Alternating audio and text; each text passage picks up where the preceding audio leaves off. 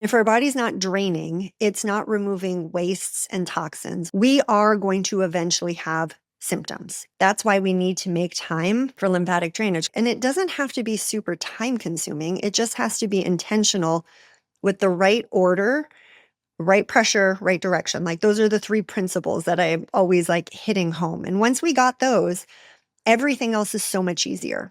All right, ladies, if you are looking for simple ways to smooth out those fine lines, decrease bloat and congestion, and enhance your immune system, I want you to stop everything and sit down and join this conversation. I am bringing back Dr. Czezowski. She takes a functional approach to liver, lymph, and gut health. I sat down with her in season 1, and today, almost 3 years later, this is still one of the top watched episodes and one that I get the most messages, emails, and questions about. So I'm really excited to bring back Dr. Caitlin and literally cover all the topics and questions that you guys have sent into my inbox. Prepare to walk away from this episode and your time together with Caitlin and I with tangible tools that you can use today to make super impactful changes in your health. All right, Caitlin, thank you for being here.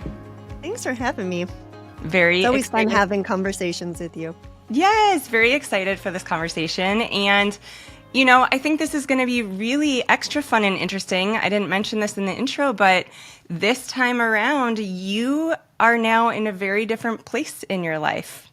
Mm-hmm. What is your biggest massive change that you have experienced since we sat down for our last episode in season 1?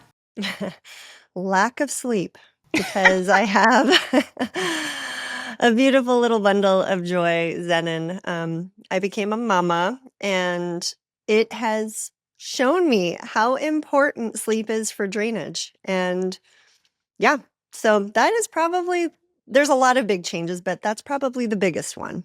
Well, I have met your sweet little boy. I have to tell you, I mean, I've said this to you multiple times. I love babies. You know, I love babies, but he is something so, so special. He is such a cool little wise boy.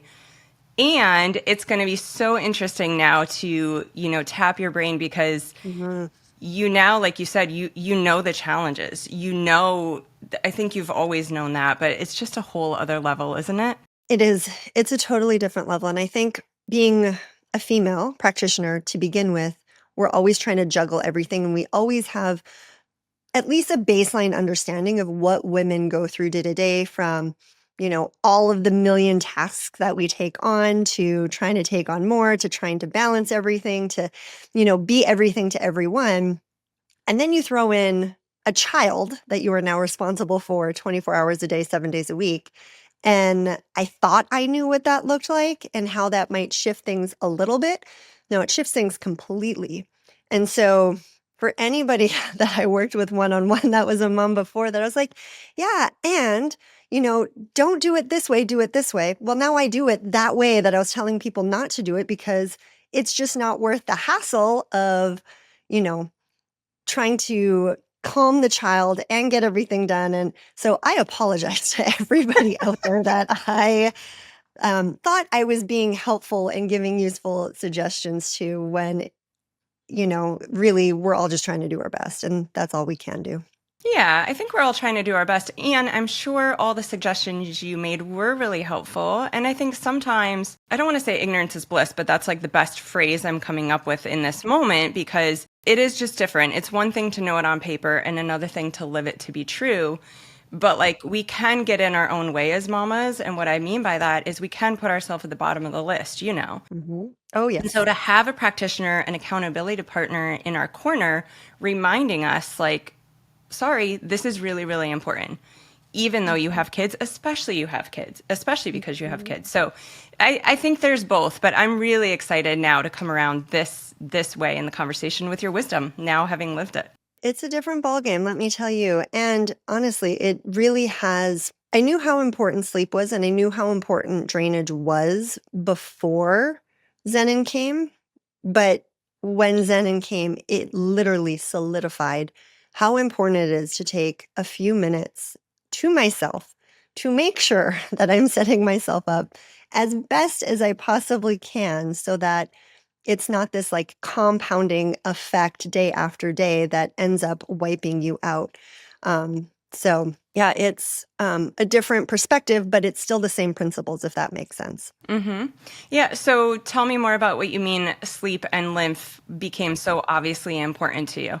Yeah. So I'm early 40s, and it's one of those things where I've always been a great sleeper. Like sleep, I've always prioritized. It's always been so important to me.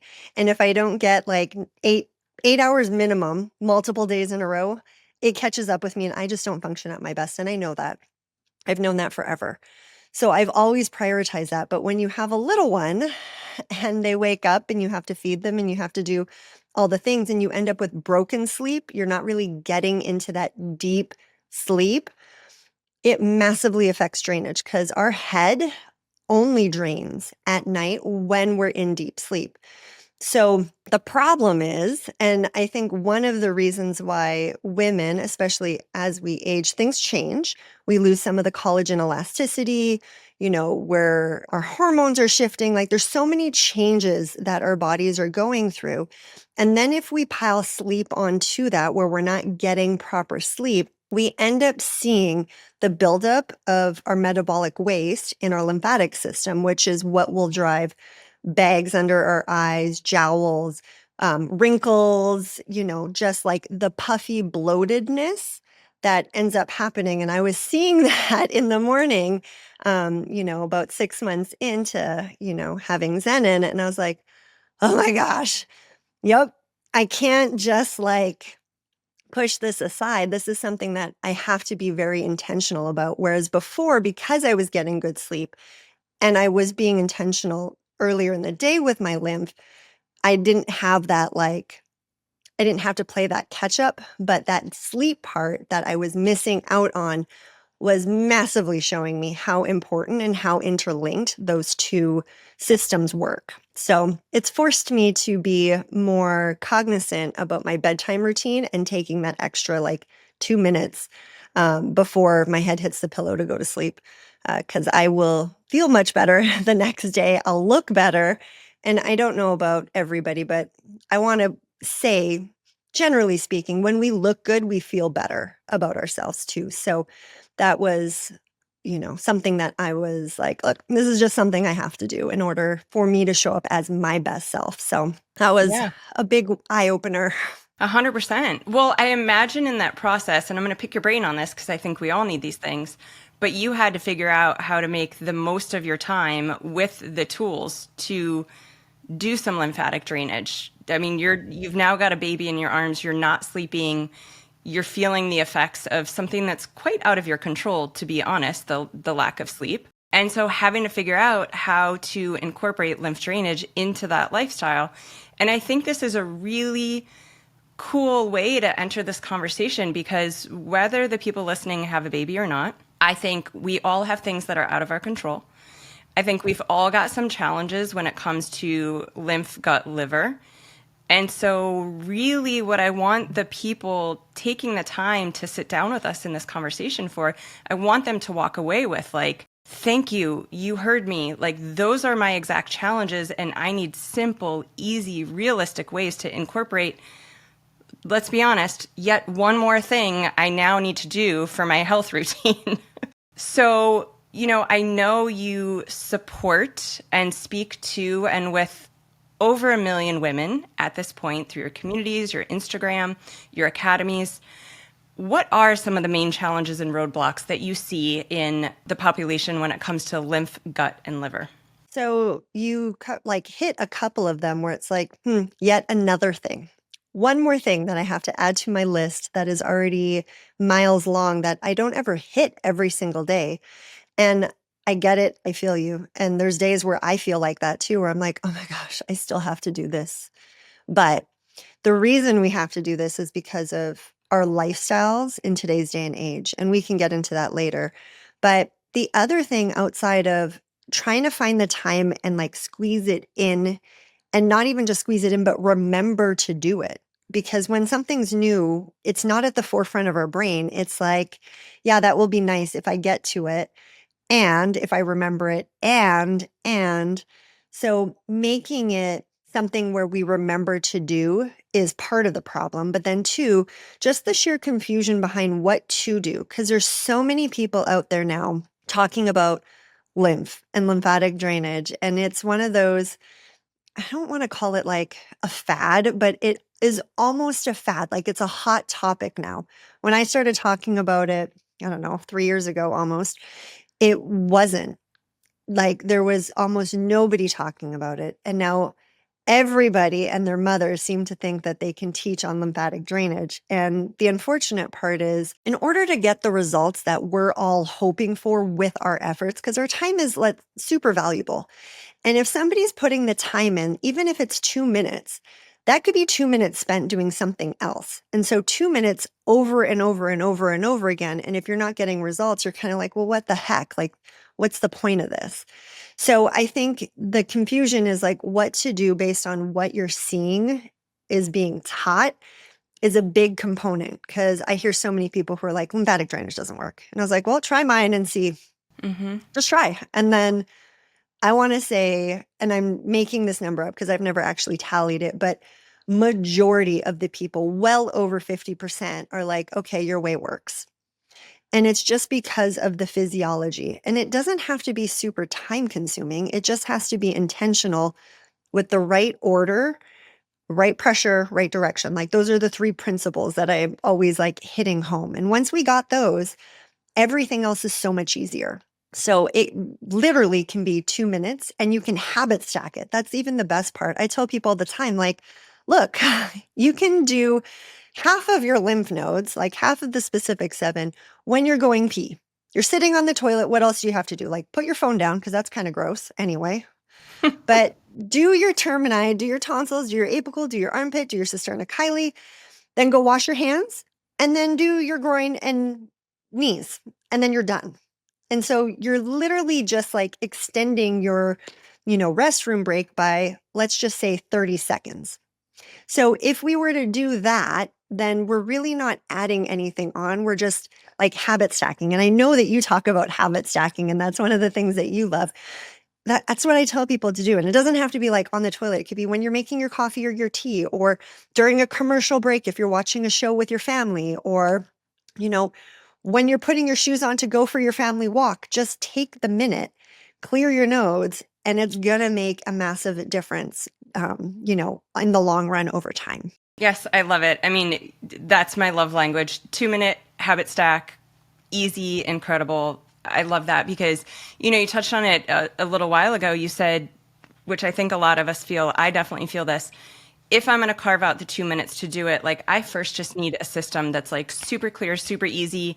I'm like, okay, here's my 2 minutes that I'm going to do lymph. I know exactly what to do. It's almost like, when you're driving somewhere and you've driven there a million times, and you could drive with your eyes shut. Not really. You could drive and be thinking about everything else. You can multitask. That's what I want for this lymph run through routine. So let's make sure we hit on that. Let's make sure we touch on the order, the direction, and the pressure, like you said. But before we do that, it's really important to me that we talk about the why. Because I think all of us have heard that Simon Sinek TED Talk, the power of why. And if you haven't, I highly recommend it. But when you understand the why behind anything, why you're doing anything, why your goal is your goal, you are so much more likely to do it. And I do know that lymph drainage is one of the most important things, especially for women our age, to incorporate into our lives. So let's talk about that. Like, if this is a system in our body, why is this something that we need to be assisting?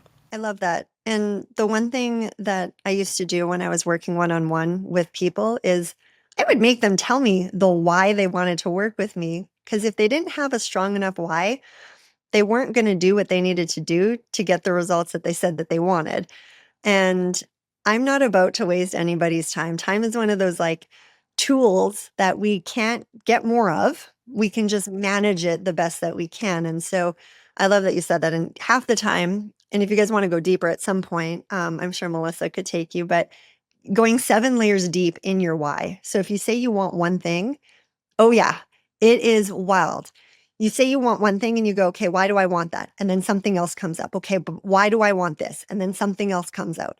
And by the time you get 7 layers deep, that answer is truly the reason that's driving you to want it. Like that is the big underlying thing. So when it's something Wait. that's important to me, I'll go 7 layers deep and be like, okay, why? And then it's like, aha, that is why. And I've never wavered when I've gotten down to that because it's like, okay, this is this important to me and this is why. So anywho, sidestep, but you bringing Yeah, that but up, I wait, was like, ooh. I want to go there because you and Niles have very interesting minds. So I always love hearing the way that you and your husband think. You've worked with so many clients in different areas of your trajectory of your life as a practitioner. But what do you often find is at the bottom of those layers when you go 7 levels deep for people's Yeah. whys? I imagine it's not what people would expect it to be. Because out here, we're thinking of, okay, I want to do it because I want to look good, or I want to fit in my jeans, or, I want to be happy. Like, what is it really? Usually it boils down to one of a couple things. It's their self-worth. They're going to feel good about themselves. That's Important. usually number one. So it's like self-worth, and whatever self-worth means to that person, that's the big thing. And then the other one is purpose is usually the other one where they're like, I will feel fulfilled. I will feel like um or I'm able to, not maybe like I've accomplished my purpose, but I'm able to now accomplish my purpose. So those are usually the two big ones that end up coming up when you end up going 7 layers deep. It's interesting. Did you guys ever do this? Is a total side tangent, but I love this about podcasting because I think sometimes there's gold in these things. Did you guys ever do Tony Robbins coaching? Because he talks a lot. I'll see if I can link it in the show notes, but it's like every human decision and behavior feeds one of these. I think it's 6 or 7 human needs and desires, and everything boils down to one of these things. And every person has like 1 or 2 that tend to be at the top of their list. And an example of what some of these are is like certainty. Like some people need massive certainty in their lives. Some people need uncertainty. I'm an uncertain. Like I need variety. Some people need contribution.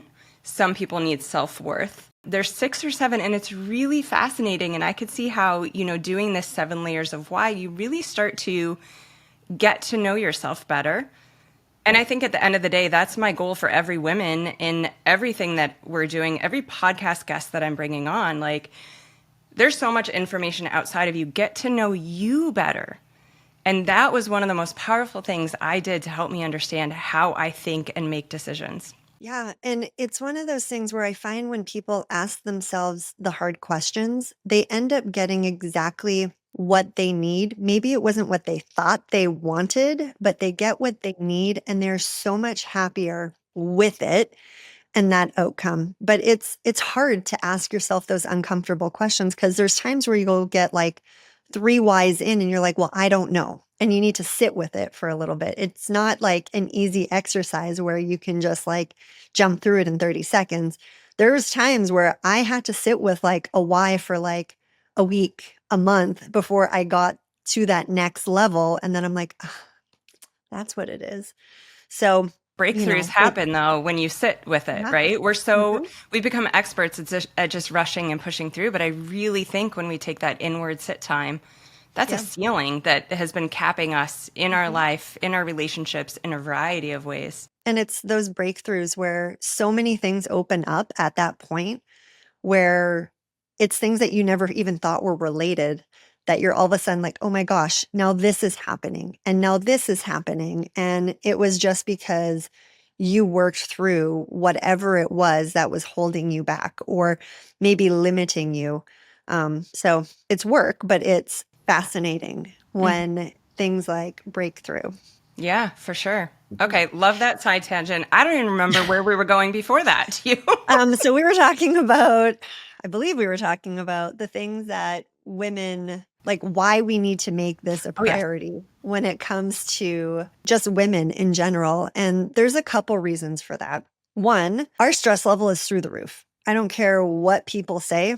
There's people who are like, I have no stress, da da da. I'm like, well, that's fantastic. Who are Like, those people? teach I me want to meet those people. because I would love to know how to have zero stress, but that's not today's day and age. And unfortunately, when we're under stress, and you talk about this quite a bit, we end up being in the fight or flight, that sympathetic state. When we're in a sympathetic state, our nervous system has zero interest, zero, in allowing our body to drain.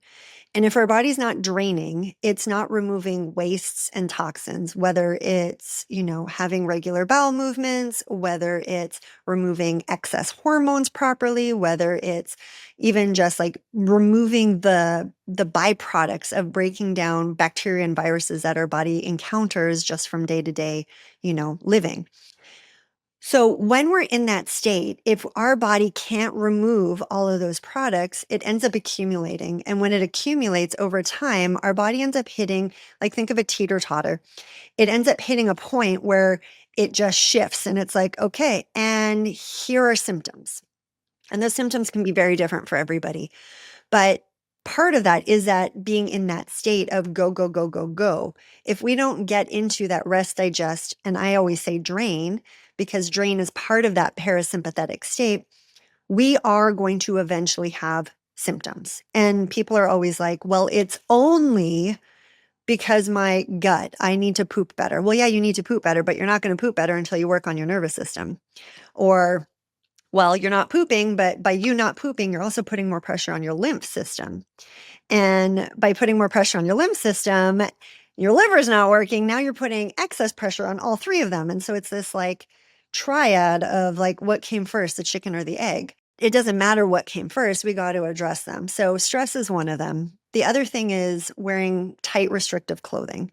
So whether it's like yoga wear, underwire bras, sports bras that are really tight and like squishing the girls in, or, just choosing to wear tight fitting clothes, whether it's tight fitting by choice or, whatever other potential reason it is. What it does is it hinders lymphatic flow while we're wearing it, because a good chunk of our lymph system is just under the surface of the skin. So if we're wearing things that's squeezing the skin, and I know you're going to get questions like, well, what about compression garments? We can go there in a second. It's different.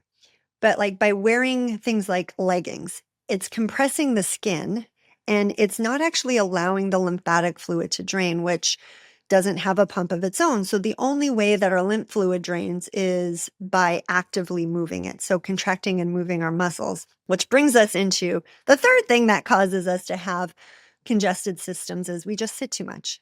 We are stationary people. We sit at a computer. We sit in a car to commute to and from work, or commute the kids to and from sports, or, drive to family events or whatever it may be. We also sit, on a couch at the end of the day to unwind or to read or whatever it is. We sit lots. Sitting equates to stagnation when it comes to the lymphatic system. So, those three things, and don't get me wrong, there's other reasons, like we're not properly breathing, we're not diaphragmatic breathing, we are chest breathers, we're shallow breathers, which then plays into, the being stuck in sympathetic dominance. Like all of these really do like interlace. But when we look at the big picture, that's why we need to make time for lymphatic drainage, because I'm not going to tell people, well, ditch the bras. That's just not reasonable, right? Right. Like it's not possible. So instead, one, get a properly fitted bra. If you don't have to, don't wear underwire. And then three, when you take it off, please, please, please don't sleep with it on. Like do not Mhm. sleep in a bra. Mhm. So when we take it off, do some kind of lymphatic drainage to get all that fluid moving that wasn't moving when we were wearing it. And it's not just bras. It could be like leggings. Doesn't matter. Yoga wear. When you take it off, do something to move the fluid so that it can drain instead of stagnate. So those are the big reasons why we need to do this in today's day and age is Yeah, the those world are we live great. in. And yeah, it's realistic, right? We're not going to change all those things. We don't have the ability to change some of them, and we probably choose to not change other ones. So let's just talk about the tight fitting clothing. When we take that off and we need to move the lymph, how do we do that? Self-care needs a rebrand, and that's exactly why I wrote this book, The Connection Code, and it's out now. I'm so excited. I wrote this for the woman who feels like she has lost herself or just simply needs a reminder that everything she's searching for is already inside of her. Inside this book, you're going to find simple, science-backed tools to help you reset in real life moments, like in the carpool line or between back-to-back meetings, or maybe when you catch yourself unfortunately snapping at the people you love most. I designed the cover and made it playful on purpose because so many of us have lost this aspect of ourselves, and we need that invitation and reminder to bring back joy every single day. Pre-order your copy today, and you'll also get access to some amazing freebies to help you start regulating your nervous system and reconnecting with yourself right away. Yeah, so I always tell people, look, let's start with clearing our lymph nodes. So I have two groups of lymph nodes. One's the specific 7, just because I know people are short on time. And if I can make it short and sweet, they're more likely to do it. And doing something is better than doing nothing. Mm-hmm. So clearing the big 7 is really important. And then for those that have more congestion, I have a total 12. So depending on where you fall, you may need to do a little bit more, or if you're short on time, do the less. But by clearing the lymph nodes, ultimately what you're doing is you're like opening the doors to the lymphatic system. So the lymph nodes are kind of like doors. If they're congested, what happens is, you know, the fluid or people from one room or one hallway can't get through that door, right? If that door is closed, if it's locked, people are stuck in that hallway. If we can open that door, then people can shuffle in and move to the next room or exit the building, which is really what we want. And so by clearing and opening those doors, we're allowing for better lymphatic fluid. And that's what I always tell people is like, let's start there. Let's start by unlocking. Let's start by opening the doors. And then we can worry about like shuffling people through the hallways faster.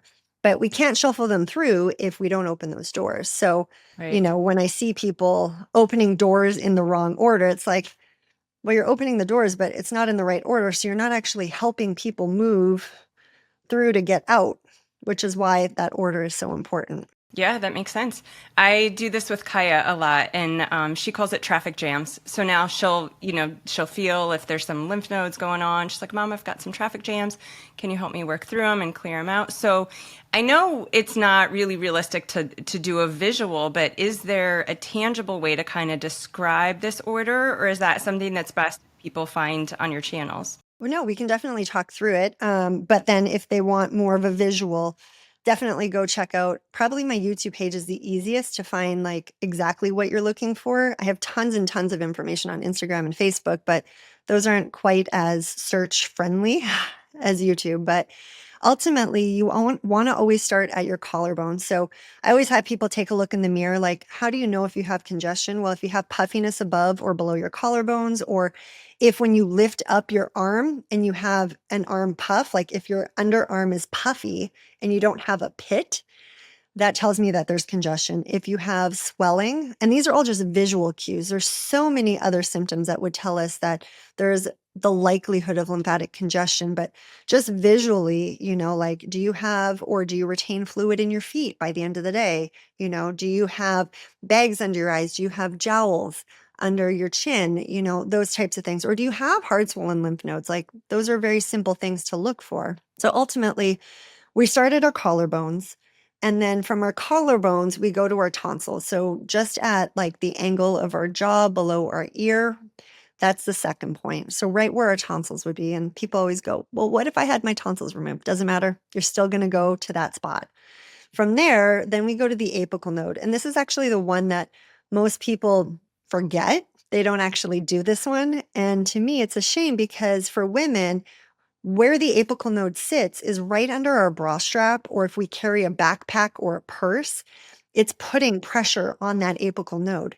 So think about it like under a bra strap or where a purse would sit if you're wearing it on one shoulder, or you can roll your shoulder in and it's right on the inside of where your shoulder would roll in.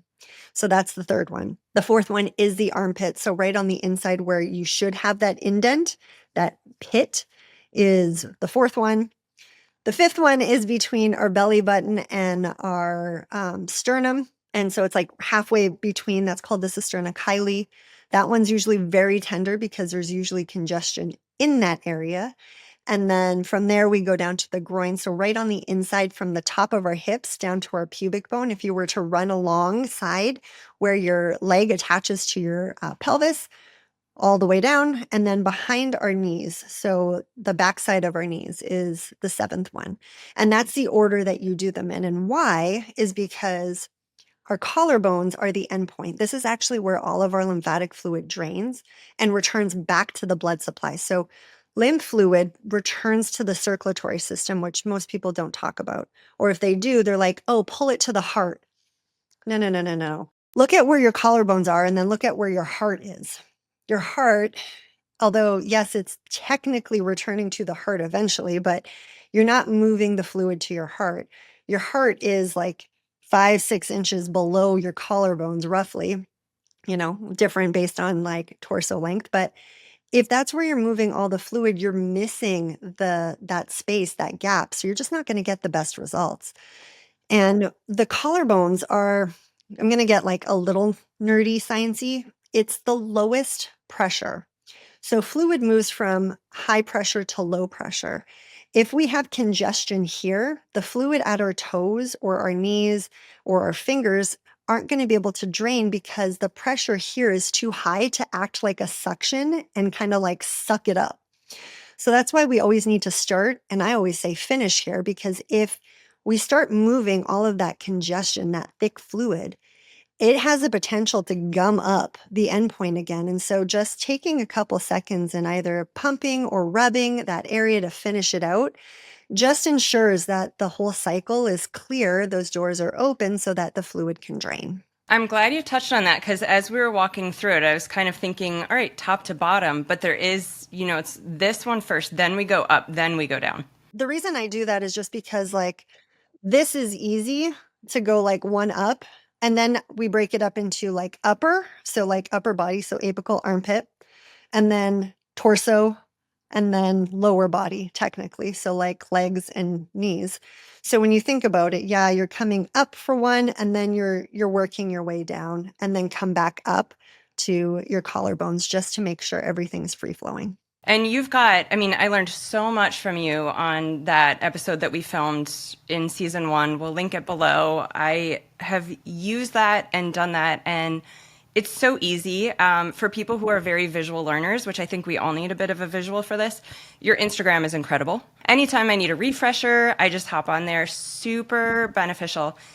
So sickness hit our house. I want to talk about lymph and giving our immune system a better shot. This is so funny. So literally since we've moved to Florida, we've been here 4 years now, I have not gotten sick. And the other day I was in production day filming all these videos and I filmed an episode and I said in the episode, I have not gotten sick in 4 years. And I'm like, I guarantee you now, I just jinxed myself. So like the next day, the whole house comes down with scratchy throats and congestion, all this stuff. I did the lymph stuff. One day, had it, next day gone. Like this stuff works. And I had mentioned doing some work on Kaya, and I've got Levi, my older one, I'm keeping home today. He's just got some stuff. We've got travel coming up. We're staying ahead of it. But where I'm going with this is, for the mamas out there, this is not only such a huge tool for us. This is like, let's talk about time, our most important resource, and let's talk about how hard it is when our kids go down. And either one, we know that we're potentially next or our partner is next. And two, it's, staying out of school and how that impacts our rhythm. So let's talk about, how can we use these tools for our kids? Is it the same order? Yep. It's always the same order. It doesn't matter. It could be a 1-day-old baby or a 101-year-old, individual. It doesn't matter. It's the exact same order. Our lymphatic physiology is the same. And what I will say is when we keep up on lymphatic congestion, when we keep it moving, we're less likely to get sick in the first place. So that's one thing. It is great though when you do feel like, oh gosh, because like we just came back from spending a month in Canada and my garden was just like ridiculous with weeds. Like some of the weeds I feel like were almost as tall as me at 5'10", and I was like, this is insane. So I was out pulling weeds, and the whole rest of that day, I'm sneezing, I have congestion, I got just all this stuff from literally like these weeds pollinating and me breathing it in. So I did some lymph work and it was gone the next day. Like I woke up and totally fine. And so it's amazing to do. The only thing that I'm going to say is don't do it if you have a fever. If you have a fever, you want to just let your immune system, because our lymphatic system is part of our immune system. We want to let our immune system be able to do its job, and we don't want to be rushing anything through. So if there's a fever present, I would say, yeah, clear the termini just to make sure that there is that ability or potential for it to drain. But we definitely don't want to be dry brushing. We don't want to be doing any like manual massage with our hands or gua sha, or like I wouldn't do vibration or rebounding at that point. I literally would just let my body do its thing, support the immune system with maybe more vitamin C, some zinc, all the things that you would normally do, rest, hydrate. And as soon as the fever breaks, that's when I would get right back into opening all of the doors, all of the lymph nodes, so that things can move through and your body can continue to take care of it. Love that. Thank you for bringing that up. All right, you Mhm. just mentioned some tools, and I definitely want to go there. But before we talk about dry brushing, gua sha, like what's Yeah. important, what's maybe not important, talk to me about babies. So you've said something about what every parent should do with their newborn. Yeah. So, what I've found, and a lot of us, unfortunately, myself included, have tongue ties. And tongue ties actually will hinder our head's ability to drain. Our tongue is supposed to sit up on the roof of our mouth, and that pressure not only is going to develop our jaw to be nice and wide so we have enough room for our teeth, but it's also going to allow us to be nasal breathers, which then increases nitric oxide, which then helps with like vasodilation and just so many things. We're not going to get into that right now, but what it does though too is that pressure from our tongue on the roof of our mouth helps drain our whole upper head.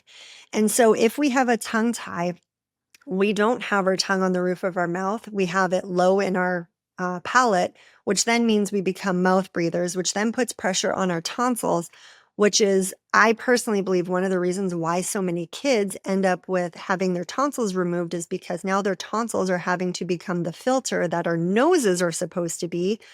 And they become enlarged, inflamed, irritated because they're filtering out the air that we're breathing, especially at night while we're sleeping. And when we remove our tonsils, that ends up causing and putting more pressure on the rest of the lymphatic system because we're literally removing a part of it, right? Like it would be like just like removing lymph nodes in our breast or our armpit or whatever it may be. It puts more pressure on everything. So having kids checked for tongue ties, I think, is one of the most important things to make sure that they have the best chance at having a properly functioning lymphatic system from the get-go. Yeah, I mean, let's talk about that for a minute. And first, I think we need to just zoom out. I know we come from the same place on this, and I think the traditional medical system is not this way. So let's just remind everybody the body is so incredibly powerful.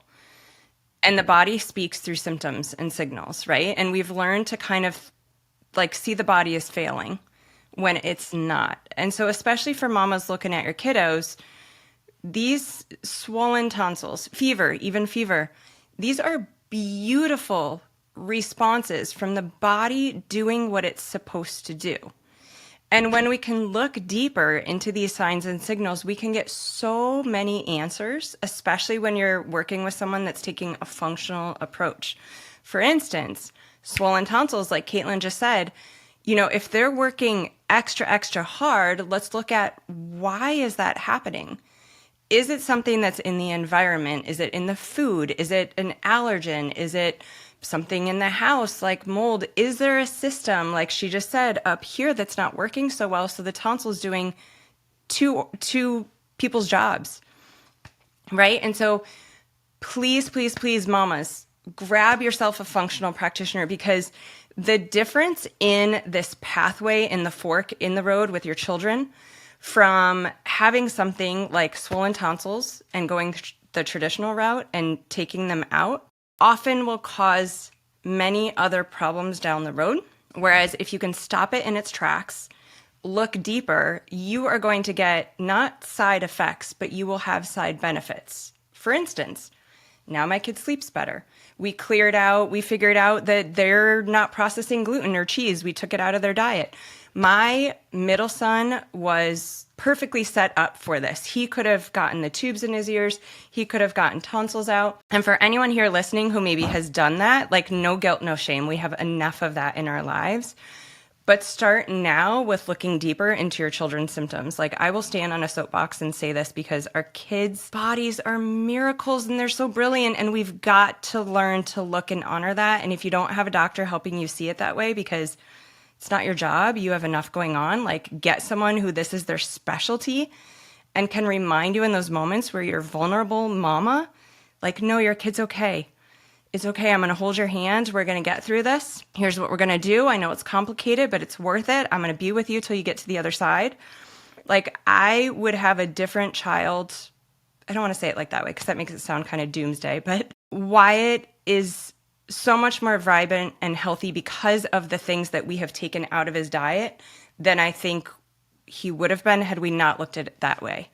So I just wanted to take a minute or however long I just took to make sure that the mamas know and understand that, and message me. Caitlin's an amazing resource. Like we have got to start bringing on practitioners and team members that look at our kids the way that they deserve to be looked at and treated. Well, unfortunately, you pretty much described me. I had my tonsils removed because I was a mouth breather. I still am. I tape my mouth now because I can breathe through my nose now, but had my tonsils removed, which then I started getting headaches. So the congestion just moves. Mm-hmm. And they couldn't find anything. They did all the scans, everything. They're like, well, good news. She doesn't have a tumor. Nothing wrong. You know, it's right, in so her there's head. nothing we can do with you. Yeah, she just wants attention. And I was like, she's good. I'm the oldest of 4. I sure the heck do not want any more attention. Like, put it somewhere else, not on me. Well, if it's not black and white, if it's not broken, then it's fine. Right. The gray area, right. There's no answers for in traditional medicine. It's like going to someone and asking for something that they can't give you. And then come to find out that I'm highly sensitive to gluten. So when I finally took that out of my diet, I got my cervical curve back because I had a straight neck. And when you have a straight neck it was injury because I was a figure skater. So that constant pounding on the ice hinders drainage. And then, so food sensitivity, drainage, and tongue. This year, maybe not this year. I said it was going to be this year. It might be next year just because of having a now 1-year-old. I'm getting my tongue released. So, those 3 things were like the perfect storm for me. But just because that's what it looked like for me doesn't mean that that's what lymphatic congestion is going to look like for everybody. But it's like you said, finding out, okay, what is going on? So because I had my tonsils removed, it didn't actually fix the problem. It just like shifted things. And then my body started communicating like, okay, there's still a problem. You have headaches now. Okay, well, great. I wasn't given anything to fix that. And it wasn't fixed until I got the drainage under control by like getting that cervical curve back, by removing the inflammatory food that was driving it, all those things. So I 100% agree that, even if, and here's the thing, even if you've had tonsils, adenoids removed, and I don't care how old you are, you still got to look at what caused it in the first place. And very, very rarely is it actually an infection or chronic infection. And even if that's so, if you think that chronic infection is just staying in the tonsils, it's not. It's going everywhere. So you remove the tonsils, you still likely have that infection within your lymphatic system. It just hasn't been removed. Super important. And, I think it's helpful to share that you have tongue tie and you had your tonsils removed. And I think what I just definitely want all the women, but especially the mamas to hear is like, we all start somewhere. I think there is information out there and we don't hear it until we're ready to hear it. And so if you have a child who maybe has had chronic ear infections or got their tonsils out, and maybe you've been on a certain trajectory for their life up until now, like, great. Now is your time to maybe start to get curious. I didn't start treating my body this way until I was in my late 20s. I had tubes in my ears. I grew up with strep throat all the time, always sick, headaches, IBS. Like, there is always time to turn things around. Always. So I just want to say that because I think, as a mama now, like it is so easy for us to beat ourselves up for what we did or did not do to our children or for our children. And that is not at all what Caitlin and I are saying. Start now, get curious, start maybe changing like one thing every 6 months. This doesn't need to be something else that overwhelms you, but we're here, ask questions, put in the comments, like use us as your resource to get started. Well, I was going to say too, we only can do what we know at the time. And so I tell people that because I have friends who are like, oh my gosh, Zenon's so lucky to have you as a mom. And I was like, yeah, for some things, but I guarantee you 10 years from now, I'm going to be like, I can't believe I did that. Like, what was I thinking? Because I will have learned something new. So, instead of playing that, like, I can't believe I did this to my kid. I should have known better. I wish I would have done better. No, you did the best you could with what you had at that time. But now that you know different, let's make different decisions. So it's always just evolving. And the moment you stop learning is actually the problem in and of itself, is what I believe. But, 100%. Okay, well, let's move to the tools. I think this is really, really important because, again, great information. Lymph drainage has become a bit of a fad, and all of us are overwhelmed. I have a dry brush. Honestly, I don't really know what to do with it. Gua sha, how important is it? I mean, are these things that in your 2-minute bathroom routine you're doing? I think you're just doing the finger one. Like, what are the great tools? What ones maybe aren't so good? And how and when do we use them? so I personally believe that because the lymphatic system, it's not more is better. So it's not like a massage. It's not like, and this is something I had to learn because, like, I'm the type of person when I go in for a massage, if I don't feel you like working out that knot and I'm not like somewhat holding my breath just a little bit, not a good massage, in my opinion. Now, with that being said, I had to unlearn that with lymphatic drainage because less is more. So when I say 2 minutes, you're literally just opening up your lymph nodes, which is opening the doors for everything to do its job. So if you're moving your body, if you're getting up, you're walking, you're not sitting for, 8 hours straight, you're hydrated, you're working on your stress level, you're doing either meditation or humming or gargling or whatever it is you're doing, and you're managing your sleep and like all these other things, that's probably enough for you. For other people, they might need to do more because they have more congestion. So I always say, like, what we need to do though is we need to learn with our hands first because we can control our pressure with our hands versus if I throw a tool in, like a gua sha tool or a dry brush or those like wooden paddles that you see now. All of those are so much easier to use a ton of pressure and you're just not going to see the same results.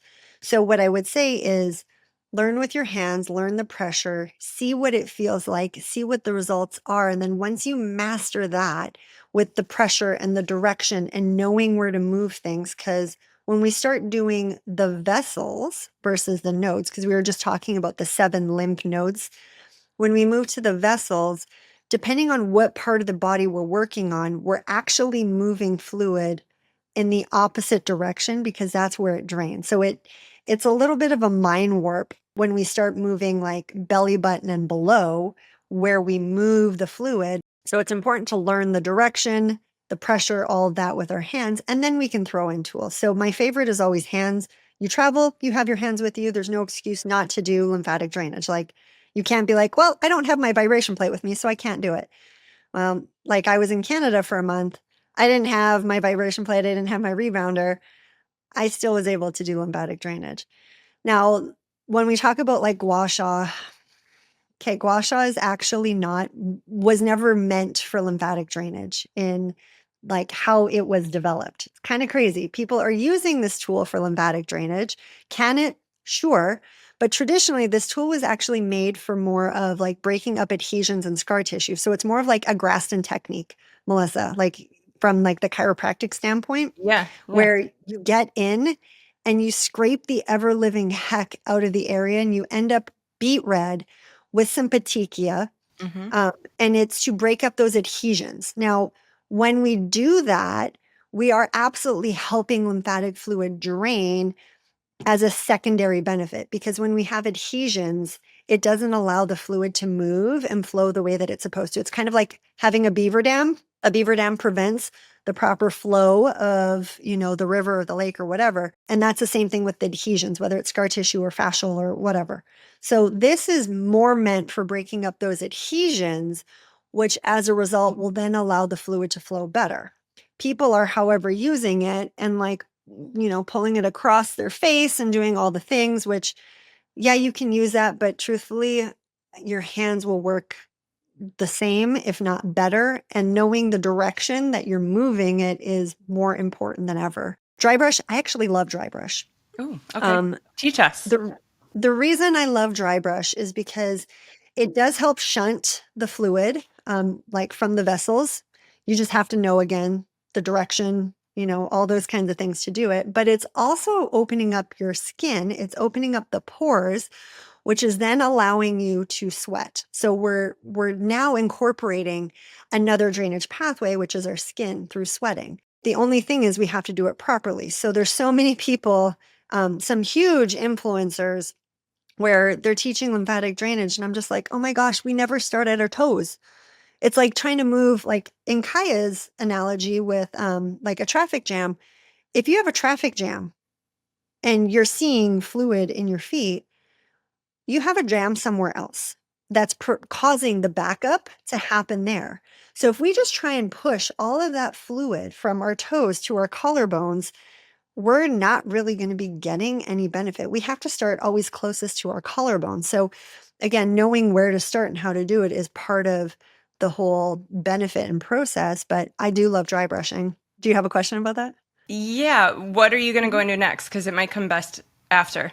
Oh, I was going to go into either like rebounding or vibration. So like jumping or. Oh, okay. Can I ask you this first then? Yeah. Okay. So you said direction is super important. So walk me through. We've got the 7 nodes. Is that what you call them? 7 nodes that we're going to clear out. Yep. So would we do 7 nodes and then some directional movement? Yep. So this is where it gets a little bit, I don't want to say tricky, but confusing. Mm-hmm. The nodes, always think about moving your fingers towards your collarbone. So wherever your collarbones are relative to the node you're working on, move your fingers as if you were pushing the fluid up to your collarbones, or in the case of our tonsils, down to our collarbones. Apical would be like up, armpit would be up, sternochyli up, groin up, knee up. Okay, so that all makes sense. We're always moving it up to our collarbones. When it comes to vessels, the vessels isn't always up. For the most part it is, but we're always moving the fluid to the lymph node in which it drains. So I don't want to confuse too many people here, but like our head goes down, our arms come up to our armpit, our breasts come up to our armpit, our abdomen from our belly button up and back up goes to our armpit, but our belly button down to our pubic bone goes down to the groin. So that's where it gets like a little tricky, where I see people like dry brushing just like straight up their abdomen. And I'm like, but that's not really going to work. That's pretty intuitive. So these would go down. These, I mean, for anyone just listening on the audio, they're not seeing my directions, but for anyone watching this on YouTube, these all go in, belly button up, belly button and below goes down, and then our legs would go up, correct? Mm-hmm. Yep. Okay. Easy peasy. I love it. I'm going to do this in the sauna tonight. Do it before the sauna. You'll get a better outcome because you'll open up your pores before you get in there. So as your sauna is heating up, dry brush, open up your pores, and you will sweat more than you've ever sweat before. Oh, I'm so excited. And it will save your dry brush, because if we do it in a hot environment while we're sweating, all that bacteria gets on the brush, which then causes like mold and mildew buildup, which means you're going to have to replace your brush. So if you have a quality brush, the last thing we want to be doing is like replacing the brush every like month, 2 months. So do it beforehand and then jump in the sauna and you'll get better results. But please don't start at your toes though. So when we say like legs come up, don't start at your toes and bring it up. You always have to start closest to your collarbones and then work. You're almost like working away, but bringing the fluid in, if that makes sense. So we like, for the arm, we start at our shoulder and we bring it to our collarbone. Then we move down to our bicep, but we're still bringing it up to our collarbone.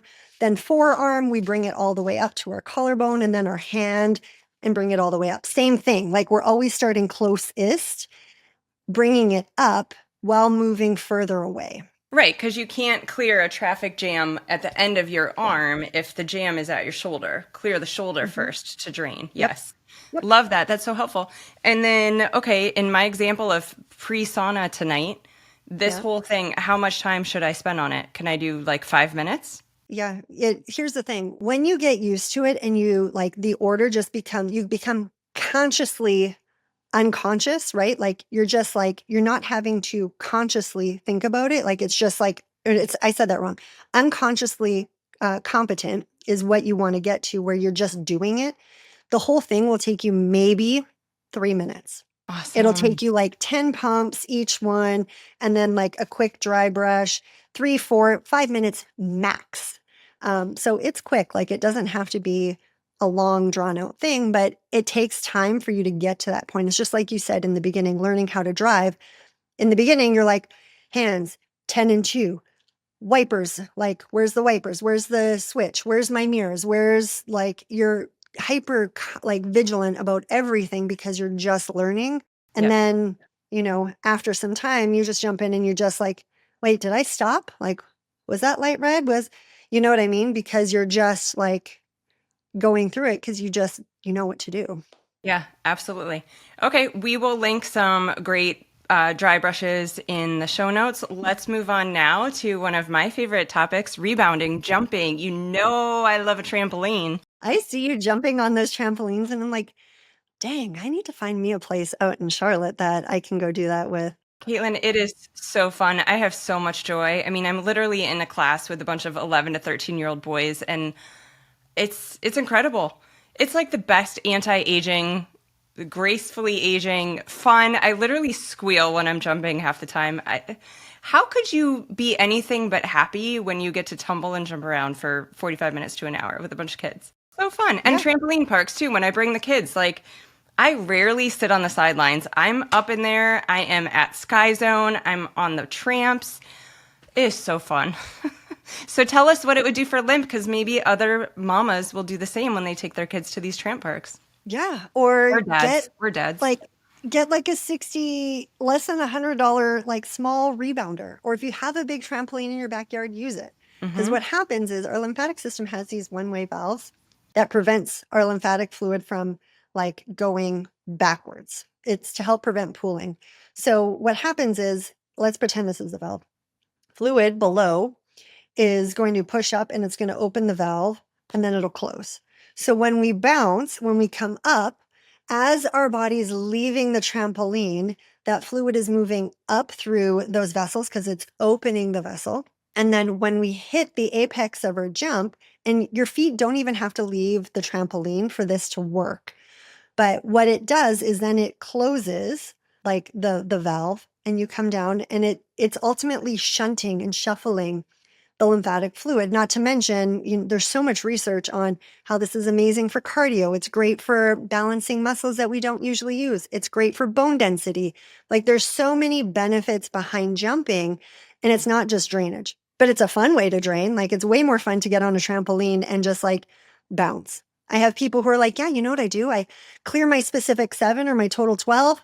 And then while I'm watching a show with the kids, I just sit there and I bounce. Oh my God, I love it. Plus, I And I'm mean, like, we both know the power of oxytocin. So you want to balance your hormones, you want to regulate your blood sugar, you want to lower cortisol, well, boost and talk about oxytocin. habit stacking, And right? Like yeah. you're spending time with your kids, you're bouncing, and you know what's going to happen? Your kids are going to want to bounce.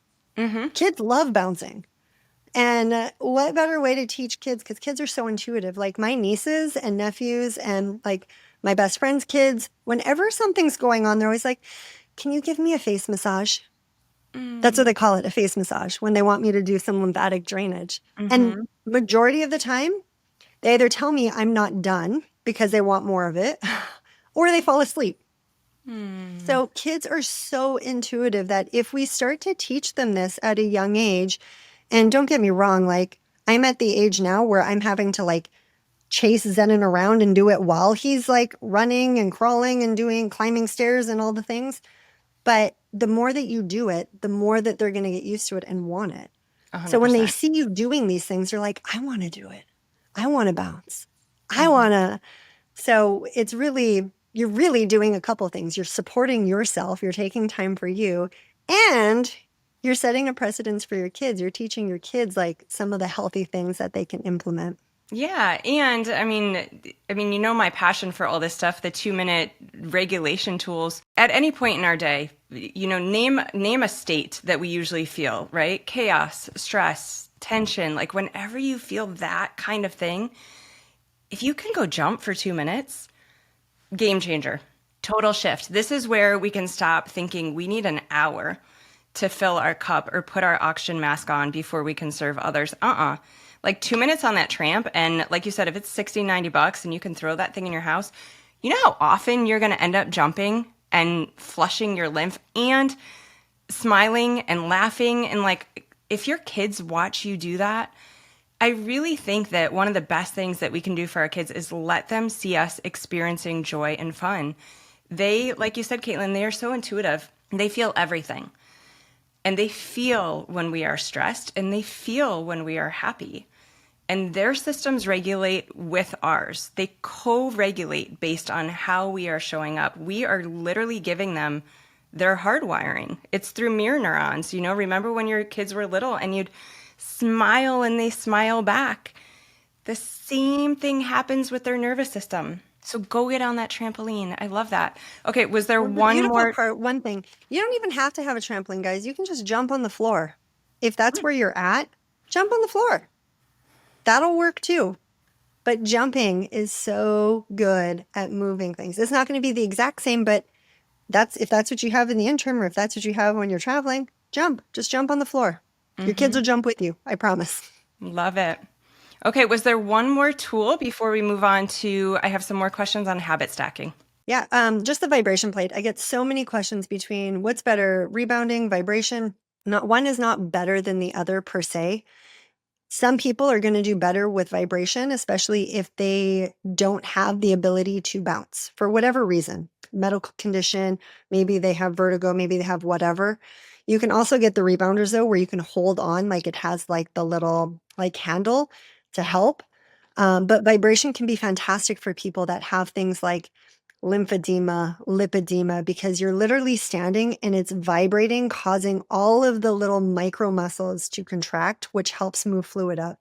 Plus, you can use the vibration plate a little differently than the rebounder. Like you can sit on the vibration plate. You can sit on a chair and have your feet on the vibration plate. You can sit on the floor and have your arms on the vibration plate.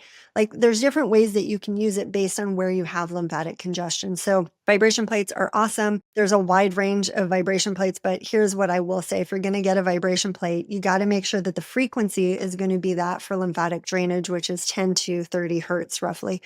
So if yours doesn't hit those hertz, is it still beneficial? Sure. But is it going to be as beneficial for lymph? Probably not. So just know like what you're doing, what you're using, why you're using it, what your goals are, kind of thing. But there's some promising studies too with vibration plates also increasing like bone density and things like that too, which is super beneficial for women because we will lose some bone density as our estrogens drop and things like that change. So anything we can do to maintain bone density and keep things flowing is a plus in my books. Yeah, a double win. Okay, let's pivot to habit stack. I don't want to start to wind down this episode. This is just how I felt with the last one. I'm going to have to bring you back a third time. But in the interest of time, let's talk about habit stacking. And speaking of time, and because you know I love the nervous system, I want to know your best habit stacks for balancing the nervous system, down regulating, and why don't you just real quick kind of touch on why that's so important for lymph drainage again? What's the best ways to balance nervous system and drain our lymph at the same time? Tools, products, anything. Okay, so my go-to honestly is breathing, diaphragmatic breathing. It's the quickest, it's the cheapest, it doesn't cost anything, and you can literally do it in 3 minutes or less. So ultimately what I tell people to do is when you're feeling stressed, when you have, like you want to react, you want to respond, you're just in that like chaos mode, go and take a minute of just deep breathe. Go lay down because laying down makes it easier. And you're going to focus on breath coming from your belly and expanding your ribs widthwise, not up and down.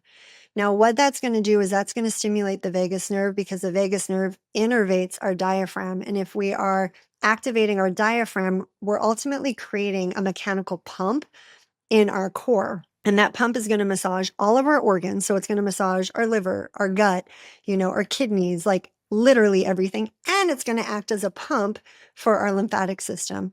So as we take slow, deep belly breaths through our nose, ideally, and then if you can't exhale slow through your nose, you can exhale through your mouth and make like a ha or or purse lip, like whatever you're comfortable with. But you want to have controlled breath for at least 1 minute. And I usually tell people you want to have, like, let's say you're inhaling for 4, you want to exhale for at least 6, if not a count of 8. And it's that exhale that's going to help shift you and slow you down. So that's probably like the quickest, simplest way that I have people shift into more of a parasympathetic state. Another one that I really, really love, I don't have it with me right now, is my vibration ball. I have it downstairs because my son loves it so much and he hates being changed right now. So I give him my vibration ball while I change him so I don't have to listen to him scream for a minute straight. It's like a win-win. But ultimately, the vibration ball, what I do is I will stick it, like I'll clear my termini first. I'll put it on my termini, so my collarbones, for 10, 15 seconds each side. And then I put it on like the top of my neck, right below my ear, right next to my jaw. And I just let it vibrate the vagal nerve there. And that stimulus is going to calm us down. Another super simple one is I have these like ice sticks.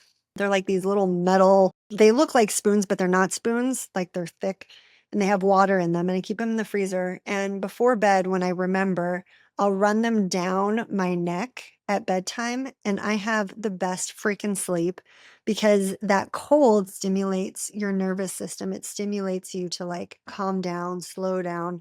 So those are probably my 3 favorite go-tos.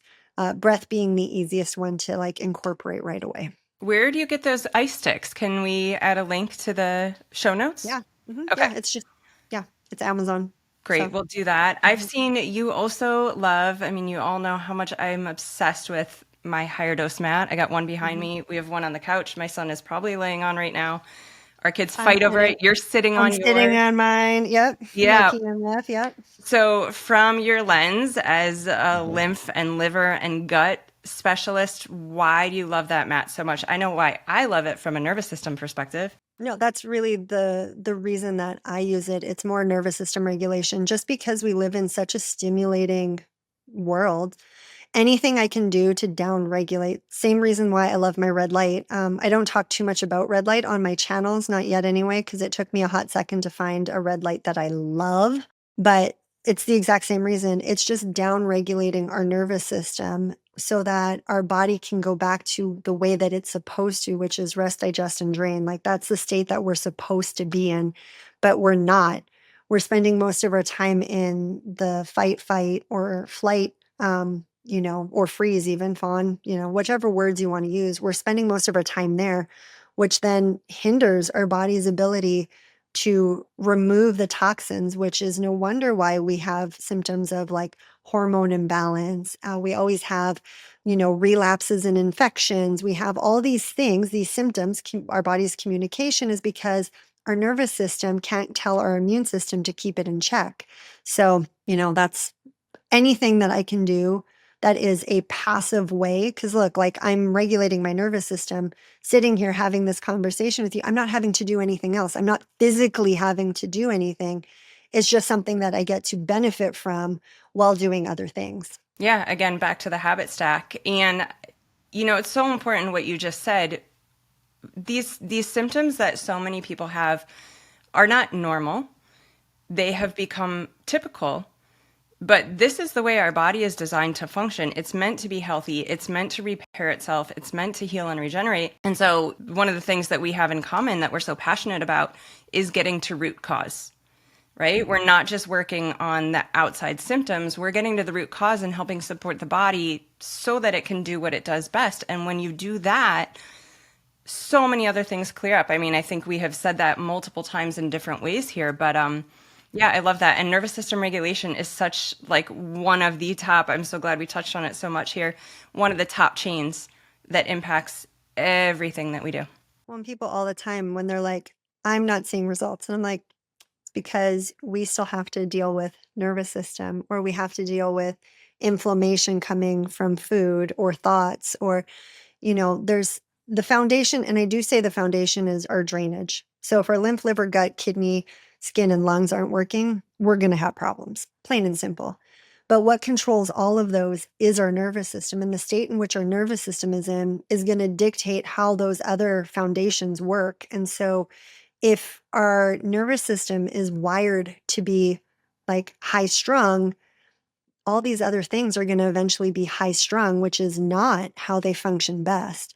So we got to look at it from like, take a step back and be like, okay, what is it that I in my life am noticing over and over again that I got to deal with? Maybe it is stress. Maybe it's having hard conversations. Maybe it's whatever it may be. Maybe it's feeling like you're always having to go, always having to say yes to everything, whatever it may be. I'm using some of the examples in my life right now, but maybe it's taking a step back and just slowing things down and then seeing how all the other pieces fall into place. Ah, such an important point to touch on it. And I'm so glad that this is where this conversation has gone. Love it. Caitlin, anything that we've missed, any big take home or any messages you want to leave the listeners with? Just honestly, guys, like, don't complicate it. If the only thing you can do is the specific 7 and clearing those 7 lymph nodes and working on breath, that's all you got time for. I promise you, if you are consistent, because it's going to take consistency. It's not like you do it once and it's like poof, magic. Depending on how long you've had congestion, how long you've been dealing with what you're dealing with, it may take some time, but consistency with those simple things is going to make a world of difference. Like the things that people share with me that they've experienced because of implementing these things, these free things at home, is mind-boggling, where they're like, nobody has been able to help me get to this point with all the expensive tools and the supplements and all the gadgets. And not to say that there's not a time and a place, but if we can't get back to the simple things and make 3 minutes a day, 2 minutes a day, we're always going to be fighting an uphill battle, in my opinion, unfortunately. Oh, so important. I have loved this time with you. Thank you so much for coming back and bringing your expertise as a specialist and as a mama. Oh, well, thanks so much for having me. And I hope if anything, this gives people permission to only take a minute, 2 minutes to do these things every day and see what happens. Because like I said, just don't complicate it. It doesn't need to be complicated. 100%. All right, guys, I hope you loved this sit down as much as I did. There's so many incredible takeaways. As always, I love to hear from you. So drop in the comments, put your questions, any feedback. What was your favorite part of this episode, or maybe something that surprised you?